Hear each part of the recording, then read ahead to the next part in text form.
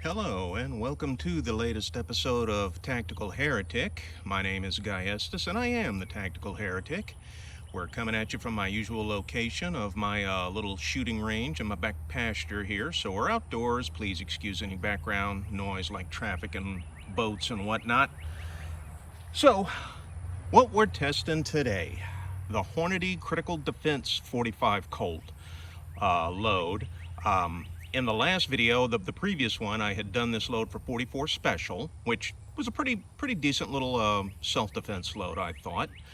And I had said in that video I would probably be doing 44 Special for a while because my 45 Colt here was out of commission. I am happy to report the old girl is back in action and ready to go, and so I get to test this load, which is one that I've been wanting to test for a while.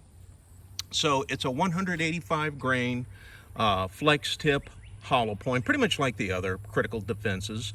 Got that little pliable, flexible plug in there to, well, instead of allowing the hollow point to be plugged by material it passes through, it's already plugged with material, but it's pliable, so it is to aid in expansion rather than hinder expansion, which is what would normally happen.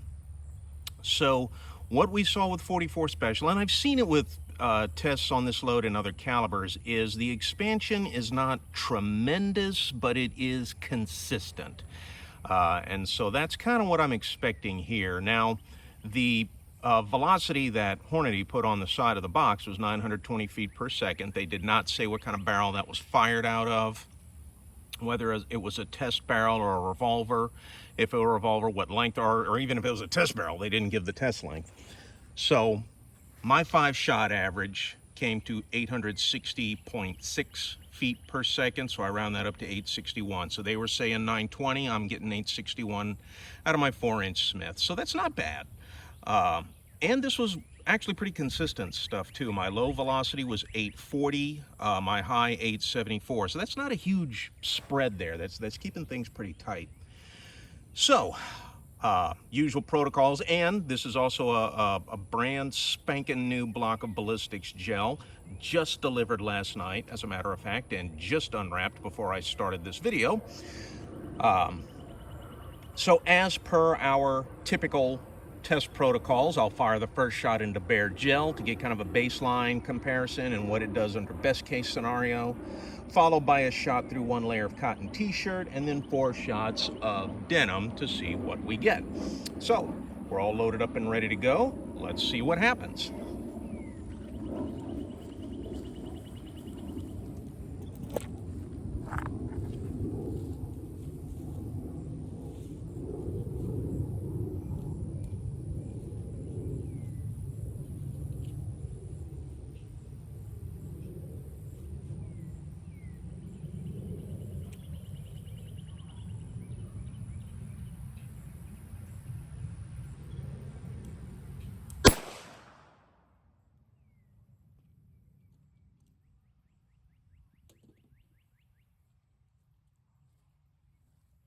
Alrighty.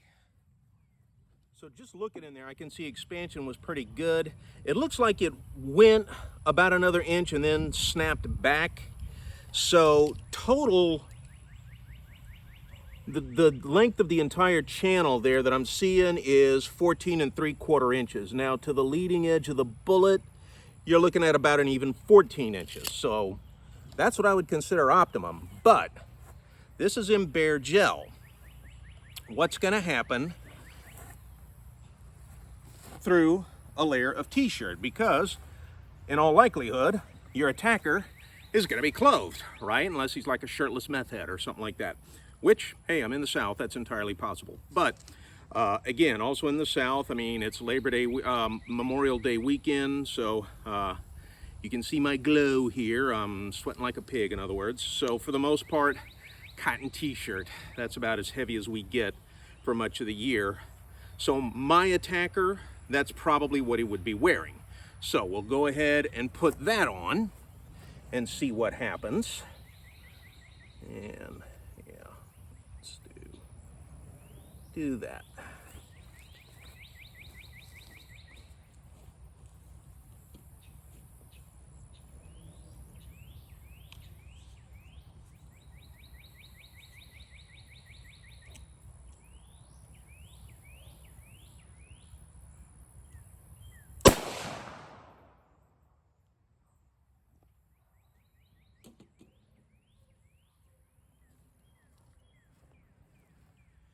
and we actually got a little less penetration. So, again, very good expansion. And again, it looks like it went another 3/4 of an inch or inch and then snapped back.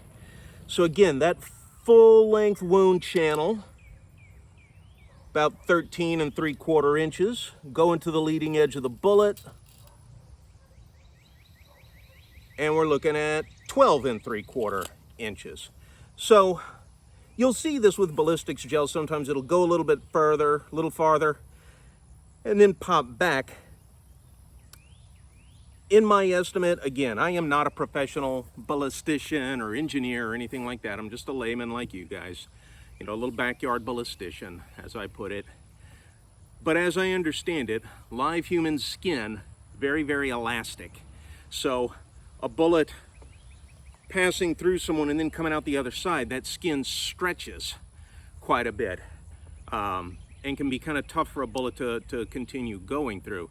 So, you know, women get pregnant, people gain weight, they don't grow extra skin to accommodate that. The existing skin stretches, hence stretch marks. So I'm thinking that this little extra bit of wound channel that you see going past here, I'm thinking that's roughly equivalent or analogous to what it would do. You know, it might just maybe not make it through the skin and pop back through. The first one with the bare gel seems to have retained its plug. The one through the cotton t-shirt is just starting to lose that plug. If you'd seen the video with the 44 specials, that sucker seemed to shed the plug very quickly, very, very easily. So right now, I'm liking what we're seeing here. Now, the ultimate test, the 4 layers of denim. So, let's fold this over and put this, say, about here, so that I don't get my, so I don't cross the streams. You know, whatever you do, don't cross the streams. So yeah, that ought to do.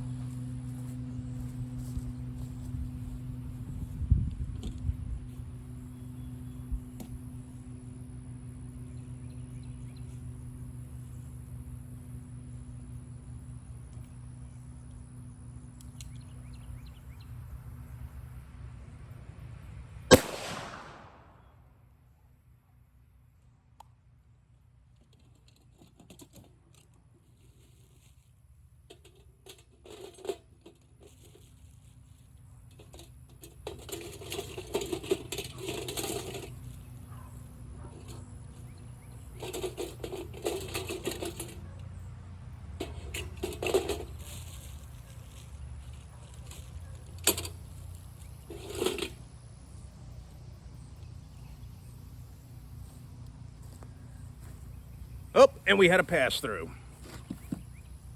That one went all the way through.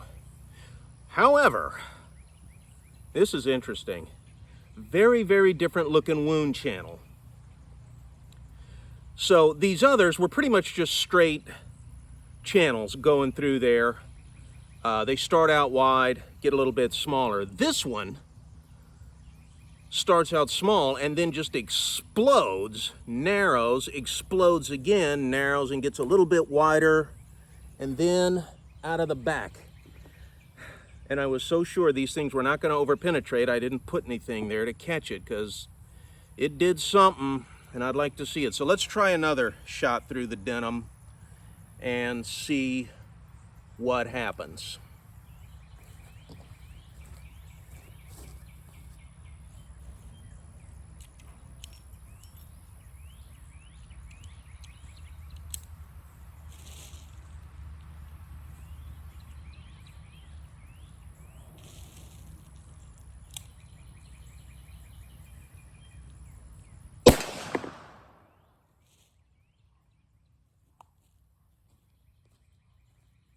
And another pass through. Damn it.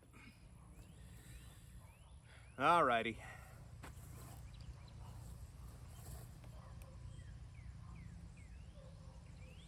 I wonder, on the off chance it might actually be lying on the grass out here. Probably not. But every once in a while they do something weird and you get lucky.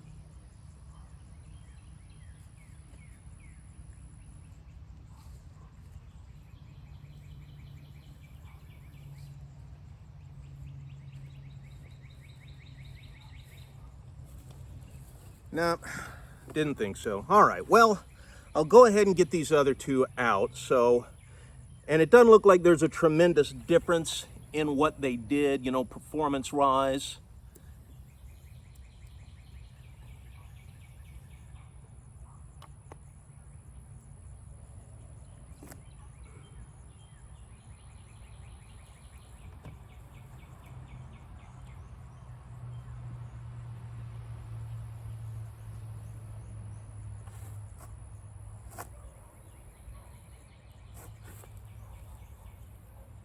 What? Might be better coming at it from the side.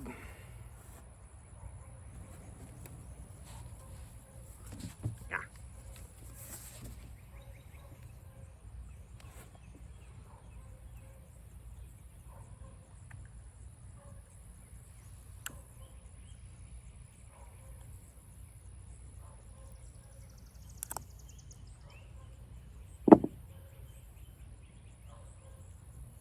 Alrighty.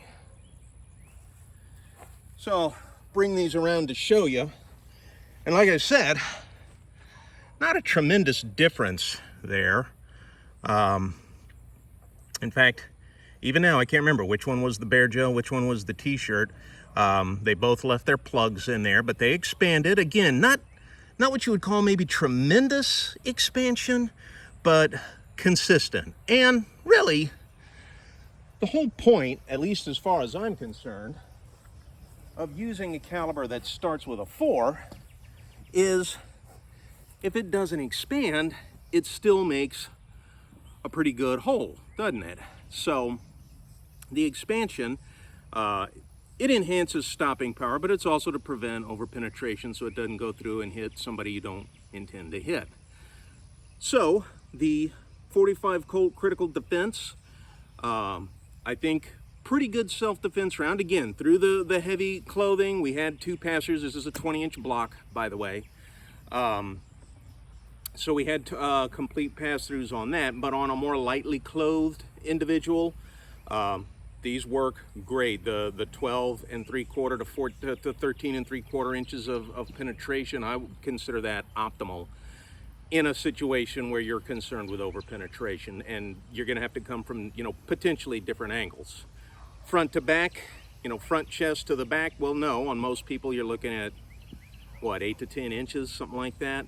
Side to side, you're looking at more. Again, somebody my size, you know, from the outer arm to the heart, not a tremendous difference, but hey, there are plenty of people out there a lot bigger than I am. So you do have to be able to penetrate consistently to depths to produce good stopping power, but at the same time don't want it to blast through and hit somebody else. So it's always that little balancing act we got to try and achieve here. And if the 45 Colt is your load of choice, I think the Critical Defense is a pretty good one. I think it worked reasonably well for that. So that is all I got for y'all today. Not sure what load I'll test next. Whenever I get something together, I'll have something for you. So thank you for joining me. Do me a solid, hit like and subscribe. And if you enjoy discussions on fantasy fiction, movies, story crafting, writing, that kind of thing, I got another YouTube channel called Bookworm, BOOKWYRME, Bookworm. So you can pop on over there. I got a few videos on there, not as many as I do over here, but I got some where I talk about stuff like that. So thanks for watching. Please hit like and subscribe, and I'll catch y'all on the flip side.